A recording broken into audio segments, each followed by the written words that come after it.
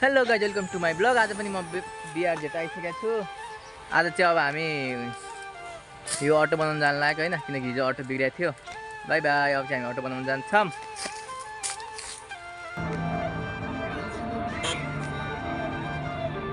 Side नि बाल्दैन है police भएर। अब यस्तो छ हालत, उताबाट निस्किन्छ साइलेन्ट बाल्दैन। अब हामी चाहिँ आइसक्यौँ अटो बनाउने ठाउँमा।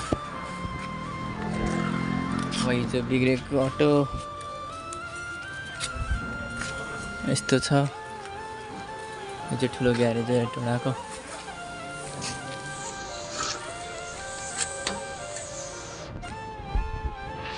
हाम्रो अटो चाहिँ उत्तानो पारेर राखेको छ गाइड, हेर्नुहोस् बनाउनको लागि। हामी चाहिँ यहाँ बसिरहेको छौँ आज होइन। त्यो अब तार चाहिँ यहाँ छैन अरे, एकदम दाइलिन जन्म छैन। हामी त्यो चिलाइसक्यो। यो पनि यहाँ बसिरहेको छ। अब एकछिनमा कतिखेर तार आइपुग्छ। त्यो हिजो बिग्रेको थियो नि त, त्यही तारको लागि लिन जानु छ यहाँतिर हुन्छ क्या। अब यस्तो मिलाइदिन्छ अनि हाल्नुहुन्छ नि, चाहिँ हामी घर जान्छौँ।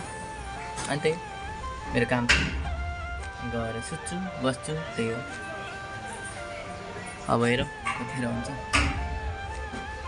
फाइनली गाइज हामी चाहिँ घर आइसक्यौँ होइन, किनकि अब आज चाहिँ अलिकति ढिला भयो। त्यहाँ अटो बनाउनु पर्ने भयो। अनि अब अटो बनाउनुको टाइम भन्दा पनि त्यो अब त्यहाँ चाहिँ सामान पाइएन।